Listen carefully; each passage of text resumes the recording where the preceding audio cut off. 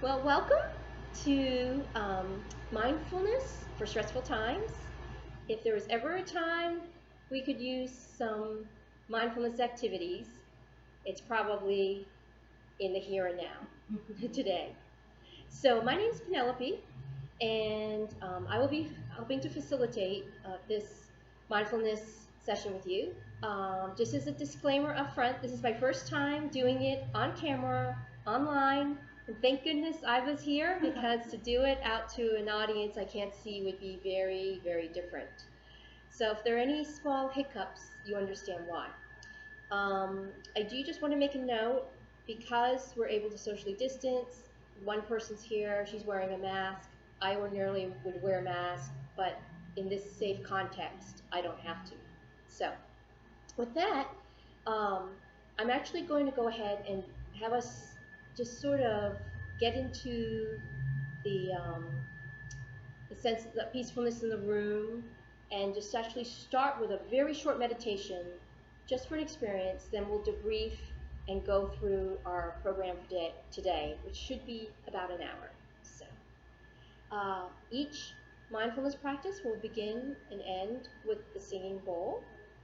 And I will go ahead and just give a little bit of an introduction as we go into this first 5-minute taste of a small breathing activity of mindfulness.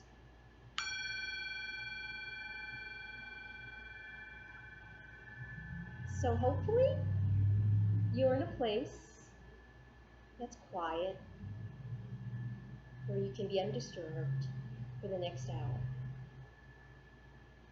Just take this moment to settle yourself, settle your body, settle your breathing into the space where you're either sitting or lying down. And all I'm going to ask you to do during this very brief opening meditation is to simply watch your breath. And we'll talk more about this right after we finish. But in your mind's eye, see if you can just notice with awareness the breath as it enters your nose or your mouth and travels throughout your body. Since this is such a short meditation, I won't be saying much now because we'll have at least 2 more opportunities to practice meditating with our breath. So for now, just take this time to settle and observe with your mind's eye your breath and how your breath travels and feels in different parts of your body, as well as your body itself, where it might feel good, where there might be aches or pains. Just notice and let that notice and awareness go.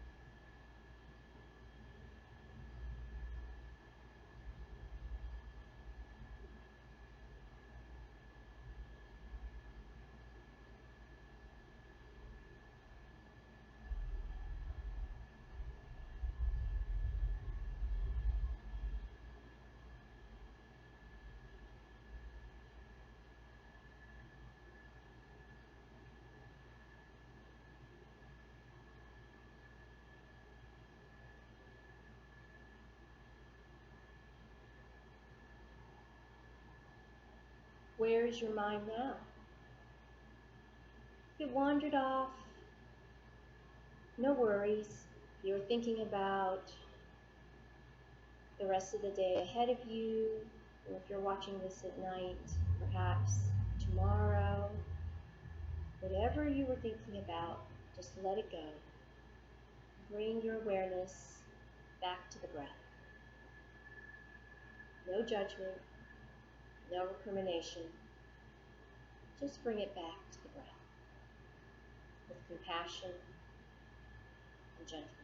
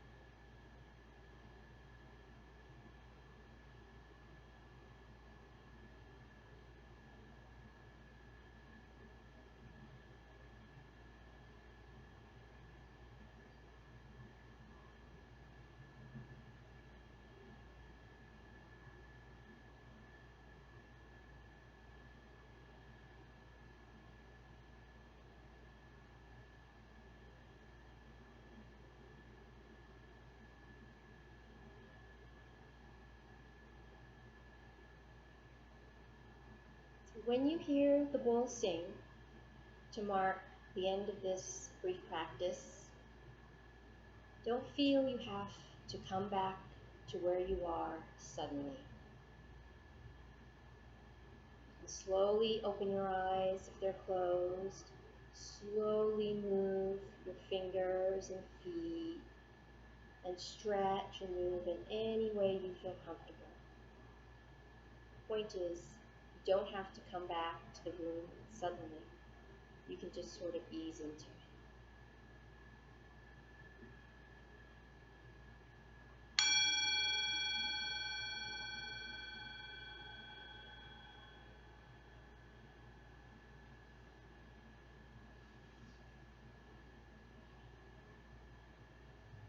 So, welcome again to Mindfulness for Stressful Times.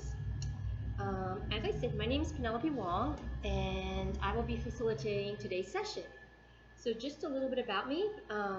I teach mindfulness. I'm very fortunate to be able to teach it to college students at Berea College, where I teach in the Education Studies Department, and have been practicing for about 6 years, 2014. So while I wish I could say I have a dedicated everyday practice, that isn't the truth, but I definitely can say it has made a huge difference in my life. I practice enough that I have been able to feel my response to stress and worrisome events is exactly, not always, but most of the time, a response, not a reaction. I've been able to bring myself down before anxiety gets to a point or worry gets to a point it's out of control. So I definitely feel there's a lot of benefit, probably for the same reasons you're watching this recording. So with that, I usually like to open up my classes with just a taster. Now I recognize many of you out there are probably on a wide continuum of experience. For some of you, this may be your first time, so welcome. I so wish, after I do a meditation, I often do a debrief, and that's really important to get feedback. So I'm just going to go based on my experience, maybe highlight some frequently asked questions and frequently given comments from participants in case you have that question. But I do urge you, if you have a question or comment, to go ahead and use the email address at Out of My Mind Meditation Center, because Iva and Melissa can forward those questions to me, and definitely we can answer them over email and or I might bring them to our next session, and if you want your name used, let us know. If you want to be anonymous, that's fine too, and highlight those, because often it's always the participants bring excellent questions, and many times when one person has a question, others do too. So if you are a dedicated and regular practitioner, also welcome. Just a heads up, because I don't know who's watching, I will sort of err on the side of having shorter meditations and having a little bit more instruction than perhaps a usual sitting you're used to, where you're sitting for 30, 40, an hour with in silence.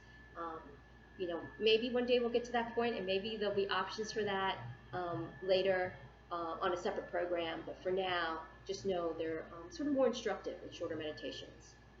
So with that, I'm going to grab my notes. What I'd like to do, since this is really the first class in the series, is just spend a little bit of time of unpacking what mindfulness and meditation is. So you just had a little brief taste, and often when I start my classes and students for the first time, perhaps like some of you, sat through that, there's just a myriad of feelings and sensations. Some students feel calmness.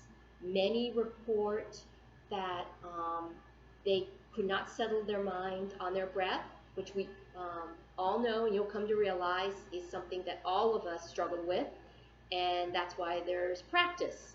So that with time, and I definitely can attest to that, I am able to settle. I am able to focus on my breath without it ping-ponging or ricocheting off all of these thoughts and feelings and worries I have for the day. I am able to settle. Some days, though, better than others, just like in life. So if you found your mind was wandering, no worries. And in our next meditation, we'll work through that, which is it's going to be a little longer. I'll just bring you back. Another comment for many participants is that they feel very restless. So in our second breathing meditation, I'm going to teach you a technique that involves a little bit of movement, which might or might not address that restlessness that many of us experience. So with that, and there will be more instruction to come, I would like to just simply put a definition out there for mindfulness, and also introduce you to some resources that some of you might already know. So when I started my practice, I was very fortunate to start with teachers who knew this book by Jon Kabat-Zinn, and this particular title, he's written several books, is Wherever You Go, There You Are. And it's sort of like the, I don't know, I want to say that the go-to or the Bible for meditation. But I think what I love is that when you look up the definition of mindfulness or mindfulness practice, you'll find a lot of definitions out there. His is just really elegant and simple, and one I've gone back to a lot. So on page 4, he defines it. Mindfulness means paying attention in a particular way, on purpose, in the present moment, and non-judgmentally. And I love that. That's, again, I'll say it. Mindfulness means paying attention in a particular way, on purpose, in the present moment, and non-judgmentally. He does go on to say, this kind of attention nurtures greater awareness, clarity, and acceptance of present moment reality. And then I'll just stop there, because the elegance and eloquence is in its simplicity. Non-judgmental, being in the here and now, and with an intentionality. And that intentionality, depending on the meditation you're doing, can be that focus on the breath, which is what many mindfulness activities incorporate, because wherever you go, there's your breath. So I've done 5-minute meditations, standing in line at the grocery store when I'm impatient to get through the checkout line, and I can find or feel my body, which which is another thing we're going to talk about in a moment, I can feel my body beginning to tense up. Actually, my body is noticing the irritation before my mind is actually registering it. So that's part of why practicing mindfulness can be so helpful, because it actually makes you just that much more aware of your body and how it's reacting to the world around you, even before it might be consciously registering in your mind. So that is a definition of mindfulness, and I encourage you to explore that on your own. The other thing I just wanted to highlight is sort of the purpose of mindfulness, what we talked about, dealing with stress and anxiety, helping us respond to those entities in a measured, calm manner. But there's a whole slew of other benefits. So, for example, it is, and a lot of this is backed up by a lot of research. I would say probably within the last decade, it has taken off. Thousands of research studies from a lot of really reputable organizations, definitely scientists, people who at colleges and universities, National Institutes of Health, and a couple governmental organizations who've sponsored such research.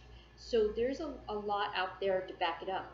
And I say that because though mindfulness and meditation has its roots in Buddhism, but also is present in many religions, including Christianity and Hinduism, to name three. I can't think of any religion actually that doesn't have a meditative component. But all this to say, what we're doing here is secular. But I think it is important to acknowledge those religious roots. That being said, and sort of going back to the secular piece, the health benefits are extensive. Everything from lowering your heart rate, lowering your blood pressure, increasing the strength of your immune system, actually allowing you to activate the parasympathetic nervous system, right, which is the one that you use, for example, when you digest your food, versus and activating that so it dampens down the sympathetic nervous system, which is the one you use when you're under stress and you're thinking of three reactions: flight, fight, or freeze. Right? So you want to turn down the sympathetic nervous system and turn up the switch on your parasympathetic nervous system, even if you're in an emergency situation, because as we know, the calmer you can be in an emergency situation, the more effective, number one, you can help someone else, more effectively you can help someone else, or even help yourself.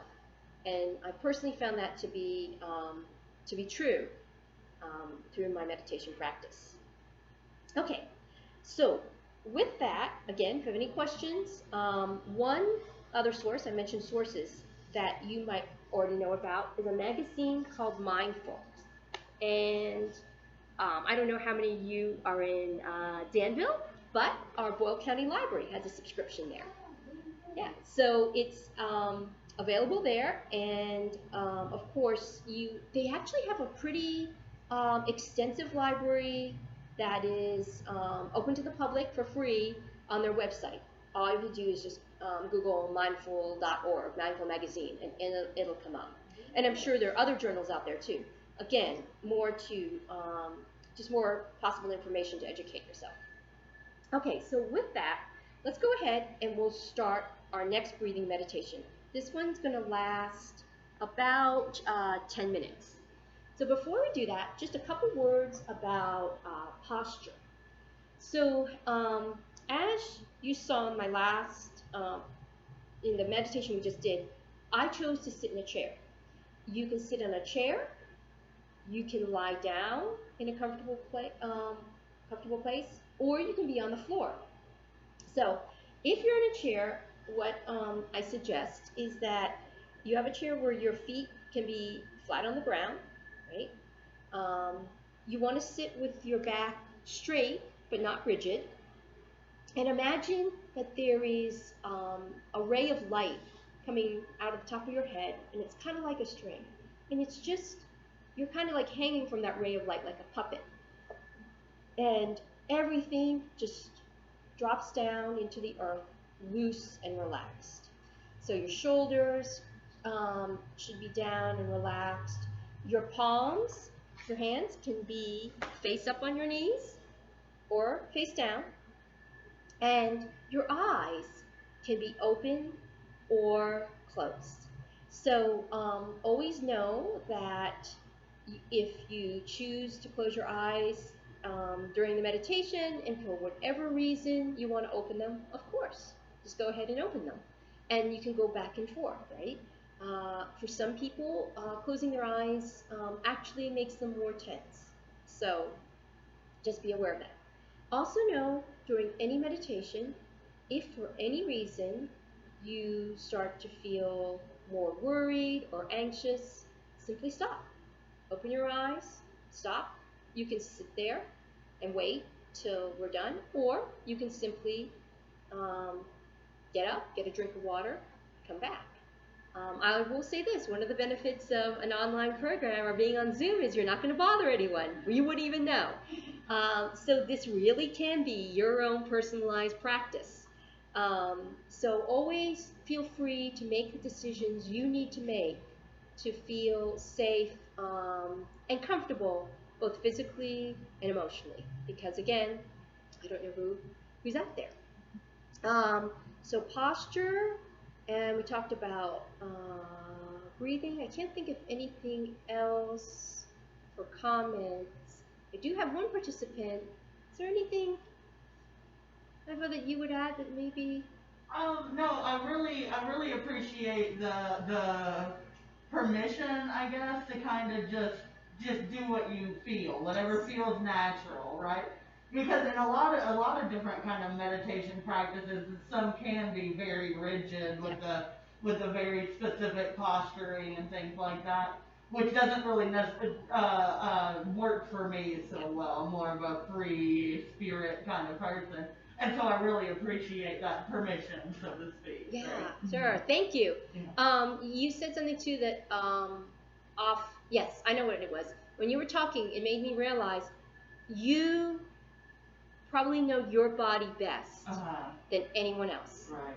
I guess I'll speak for myself. I certainly don't know your body. So you need to do what you need to do for yourself. And so thank you for saying that.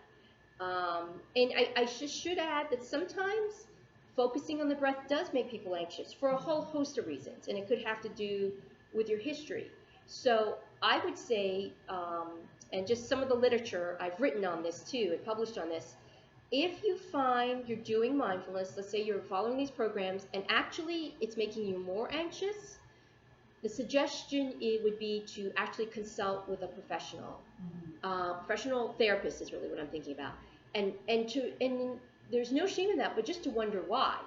Because you certainly don't want to be engaging in a practice where you're not getting a benefit. In fact, it's making you the opposite of what you're seeking.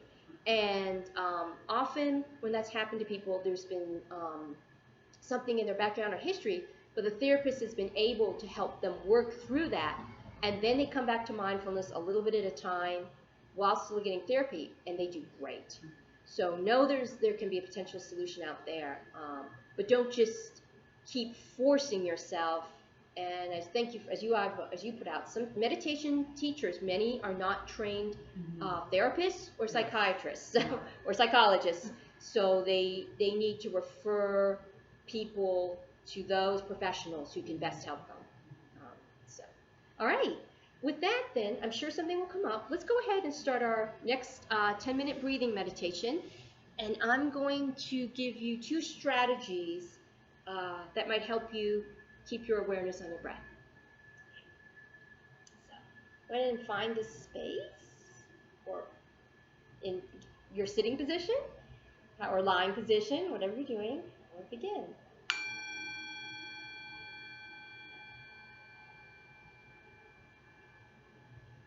So as we enter our second meditation, one that's going to again be focused on the breath.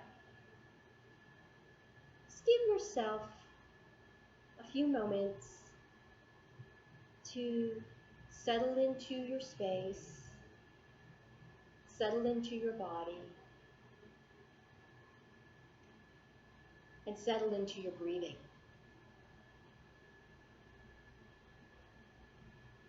And when you begin meditation, whether it's with a facilitator or on your own,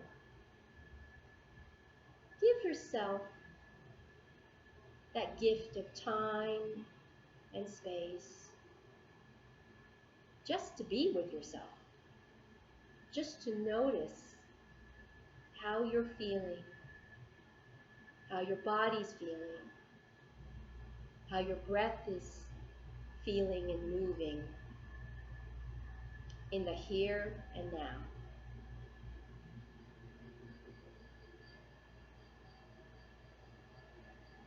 So what are you noticing? What are you feeling as the breath enters your mouth and nose, it travels throughout your body? What are you noticing about parts of your body that might have changed from when we actually first began?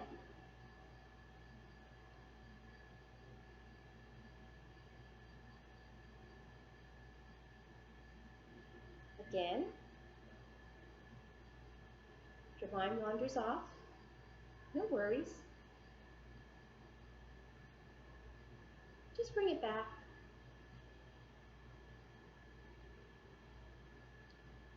Like you would be training a puppy or working with a very young child.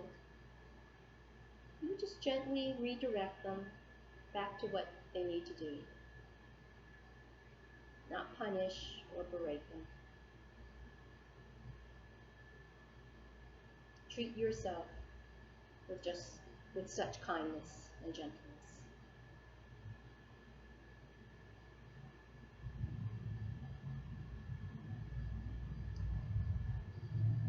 So for those of you who have a strategy for focusing on the breath, when your mind wanders, you're able to bring yourself back, or your strategy works for you, helping you keep awareness on your breath, by all means, keep doing that. And if you're able, we all love to learn new strategies and techniques. Please email OOMM and feel free to share. For those who might need a little assistance, here are two that have worked for me. The first one is incredibly simple. Simply count your breaths. So on an inhale, it would be 1. On an exhale, it would be 2. Inhale, 3. Exhale, 4. You get the idea. The beauty is, you tailor that to the rhythm of your own breath.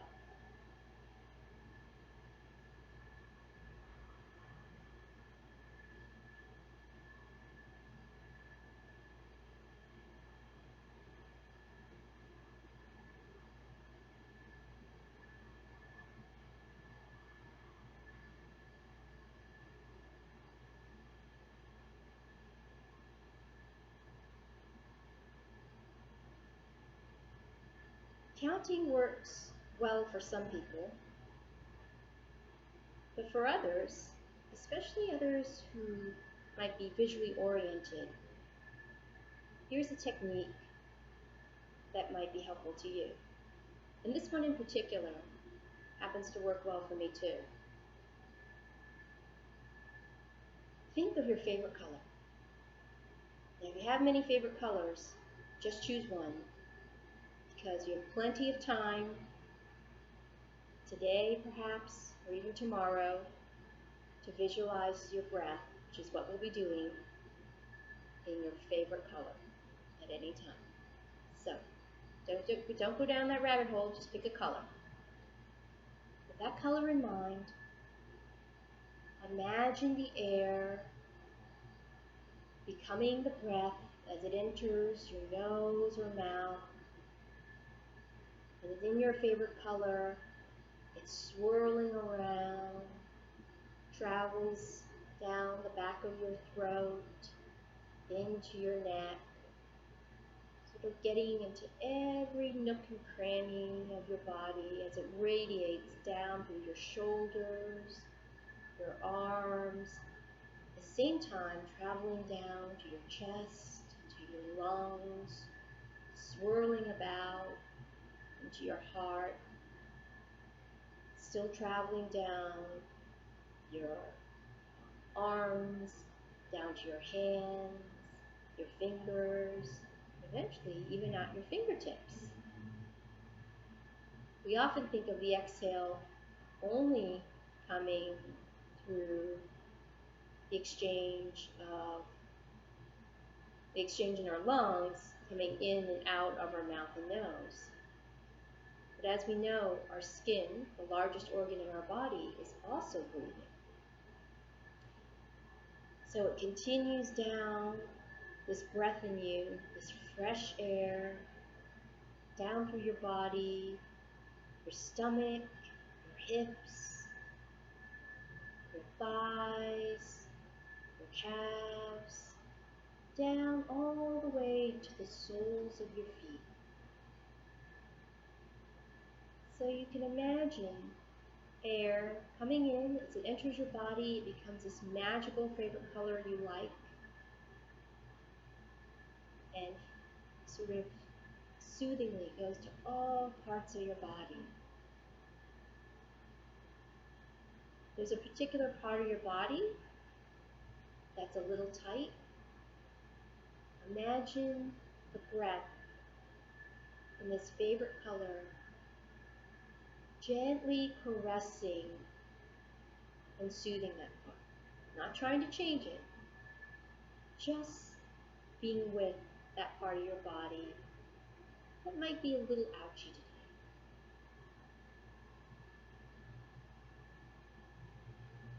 Then moves on.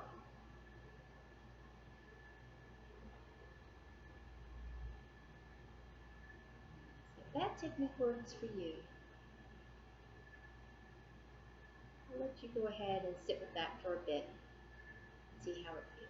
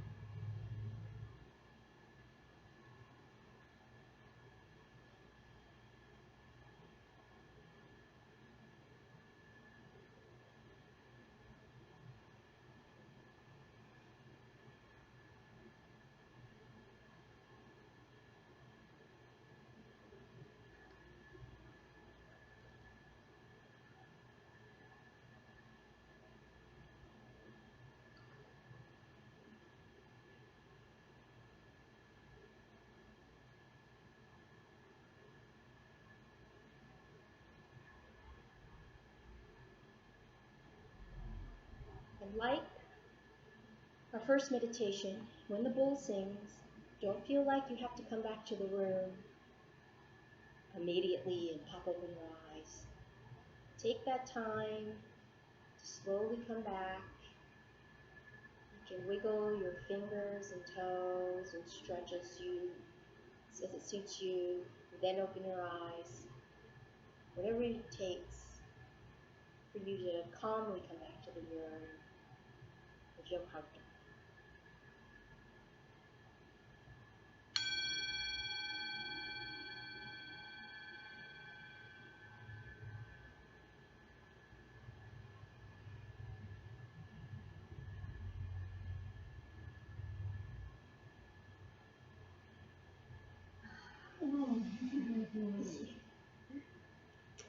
So, um, it's interesting to facilitate because while I want to be authentic to the practice and focus, things come up for me that I think, oh, I forget I'm teaching a class sometimes.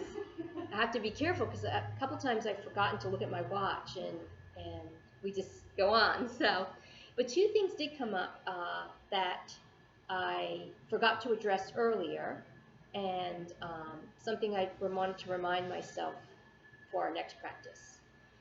So, again, usually we debrief, but since, I have this one here. If you have any comments or Oh thoughts? yeah, so I just had this huge like epiphany, right? Uh-huh. That I unknowingly have been practicing mindfulness like my entire life. I used to when I was a child, I struggled really hard with being able to fall asleep at night. And so my mom got me to start counting my breaths, right? And Nice. so that's the way I would fall asleep every night like that. And you reminding me of that is a really great way to be able to focus, right, and to not let all those crazy thoughts just circle and circle all around, right? You're like, okay, that's a weird thought, and just let it go, and then start counting my breaths again, right? And so that's a huge benefit to me. I'm finding it's like that one was much easier, right? Yeah, Yeah. yeah. And great point. Thank you for bringing that up because people who, if you have trouble falling asleep, Mhm. very often this kind of breathing, before Uh-huh. you know it, you're asleep. Yep. Yeah. Uh-huh. So, yeah, So thank you. I owe my mom a great big debt of gratitude. I'm gonna call her later. Yay! Yay! She'll like that. So, the thing I forgot to mention is again, going back to posture, I mentioned talking about sitting in a chair, but I realized some of you might be lying down or sitting on a floor. For some, and this would apply even if you don't have lower back pain, but if you tend to have lower back pain, you might want to sit on. I also do yoga, so there's a lot of inner overlap between breathing, which of course a lot of yoga it's all about breathing through the postures too. But you might want to sit on a stack of blankets so your hips are higher than your knees. And then put something under your knees. Like for example, if you're sitting cross-legged, you could have something to support them. We're doing short meditations, so it shouldn't make it won't make that much of a difference. But if you go to longer ones, I find I have to really support my back and have my hips above my knees and have my knees supported. That way I can sit longer, and it helps preserve the natural curve of the spine, and you tend to not get that lower back pain. Um, if you're lying down, probably you're making it so you're really comfortable. And the problem that might be, well, I shouldn't say problem, you might just fall asleep, and that's okay. Obviously, if you fall asleep, you need to sleep. But make sure you're getting comfortable where you're not impeded. I didn't say anything about clothing, anything that's loose, that's not constricting. I can't have anything binding my belly, right? Which would then, of course, impede the breath. So, which actually brings us to the next point I want to make before we go into our next meditation about breathing, where it's going to have a little bit of movement. So, in our next meditation, or we might be able to even do it now, you might want to put your left hand or right hand on your belly and your other hand on your chest. Now, trying not to change the breath, just notice which hand or hands are moving. I'll give you a moment to just bring awareness to that.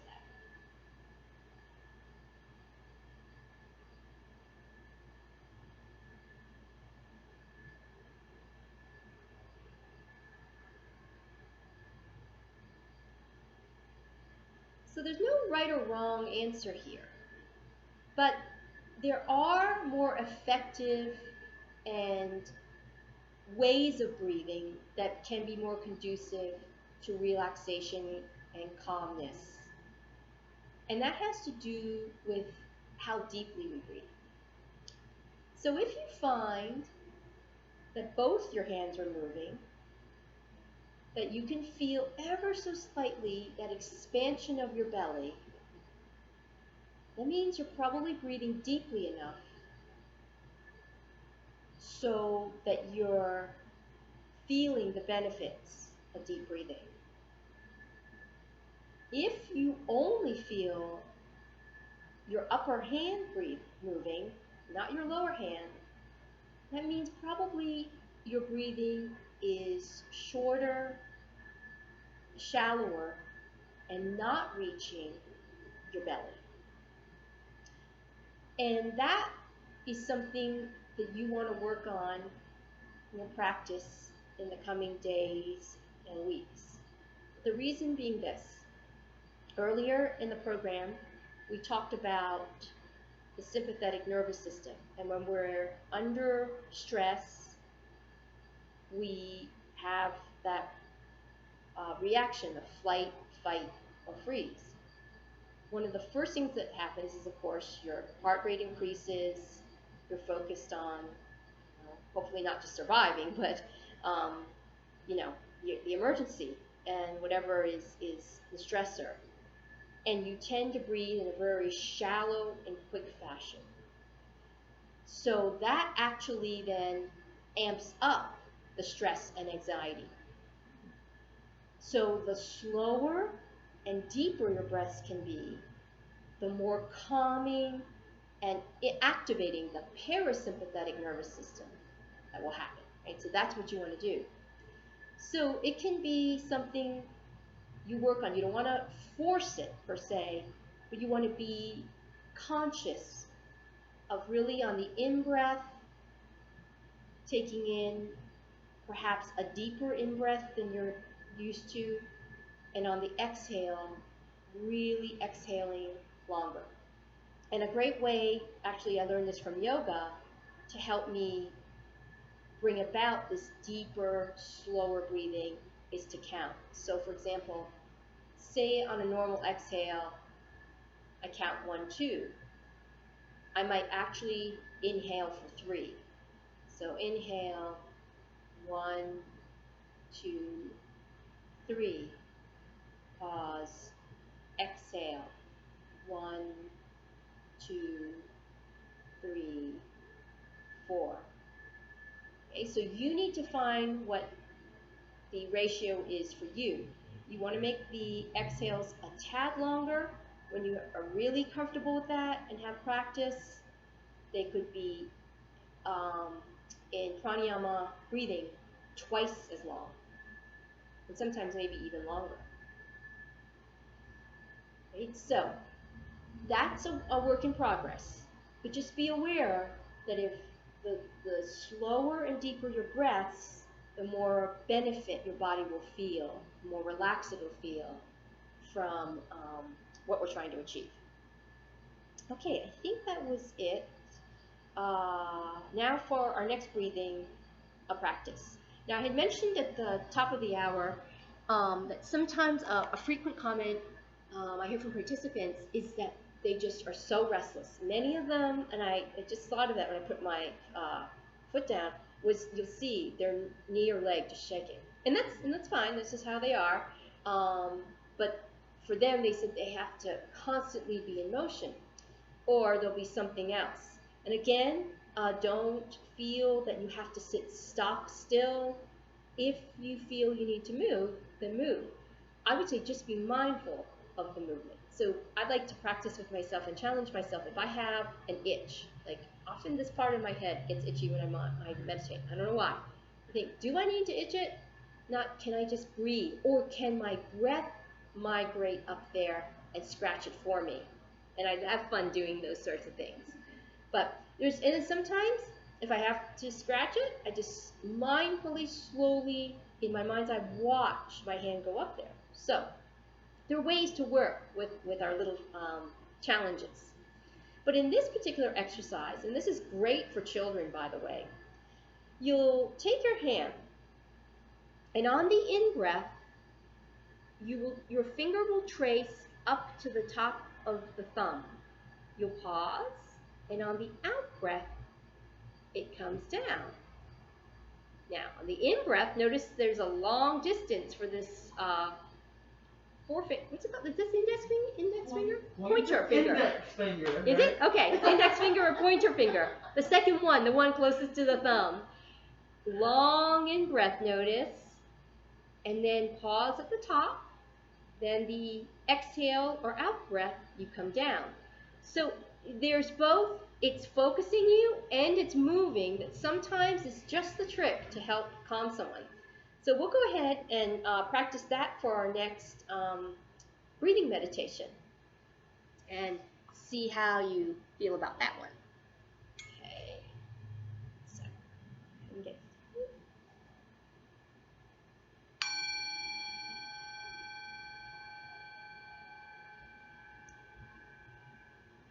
So in our last breathing practice for today,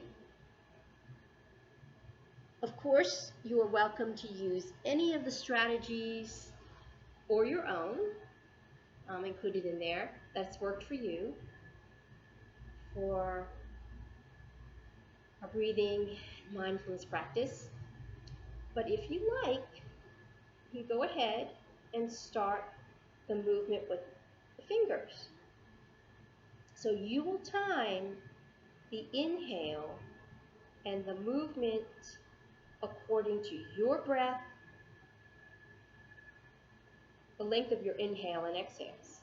Okay, so on the in-breath, you travel up, either a thumb or a finger, you pause, and on the exhale, you come down. Then you pause. So of course this will be different for each of you because your inhale and exhale rhythm will be different. But the key is timing it to the movement of your finger.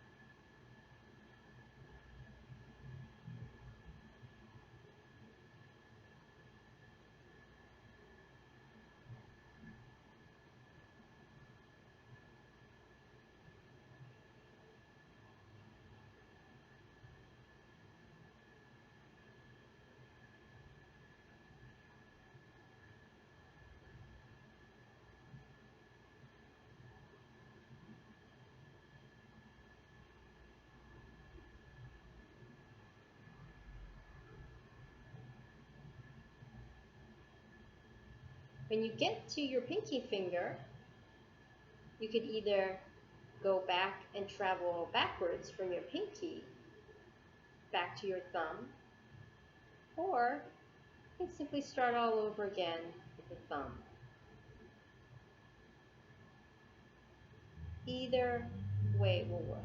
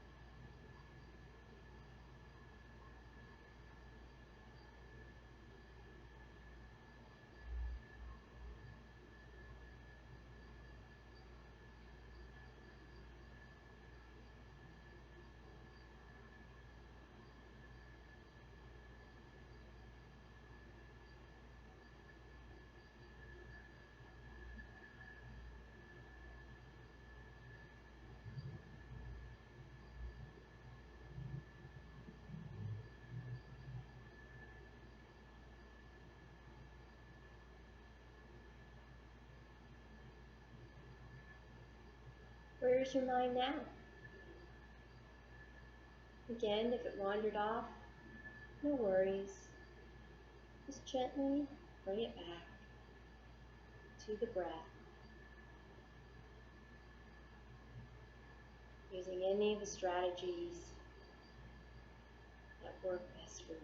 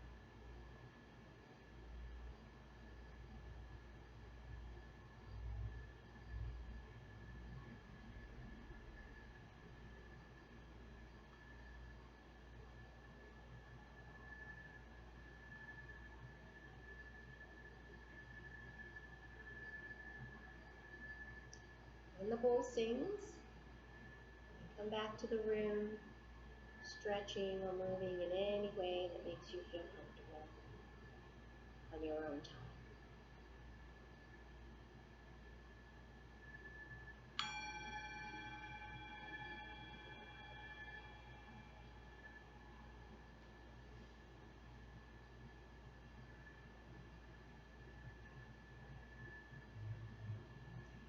Well, that pretty much concludes this session. Ivor, any thoughts, comments? I really loved that the tracing of our fingers. I found like that was it was a really great way for me to focus my focus my brain. I guess I'm one of those people that just kind of needs something else to focus on because if I don't have that, then my brain just kind of goes crazy, right?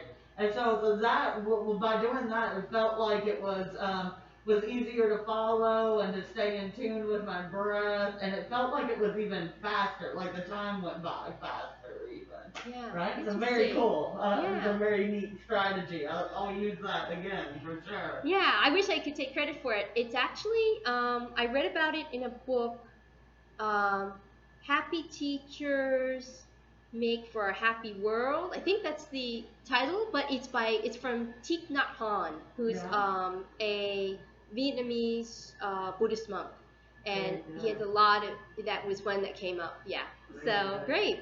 Well, thank you for that comment. I also noticed it's really interesting. You did it with your eyes closed, and I tried it. It's this very grounding. It's very soothing. Yes. Yeah, it was so. And it's meant for little kids, but it can work for adults too. Yeah, I like it. Yeah. So, just a preview for our next session. We'll again practice, do a sort of a mini review, practicing our breathing, and then I will introduce what's called a gatha or meditation poem, and hopefully try to get in a loving kindness meditation. Certainly the world can use a lot more loving kindness. And just to recap and review for today, we talked about the definition of mindfulness, being paying particular attention in a non-judgmental and present being way. We talked about the benefits of deep breathing, of the slower and calmer your breath, the more you can feel the calmness and relaxation. We talked about the parasympathetic nervous system, wanting to enact that to dampen any feelings of anxiety or stress, which is brought on by the sympathetic nervous system, the involuntary system that helps you just react as a human and breathe. And then what else do we talk about? Posture, to be mindful of that. And of course, the myriad benefits from mindfulness. So, we welcome any questions or comments. And with that, We wish you a wonderful day or tomorrow, depending on when you're watching this, and a week ahead. So thank you for joining us.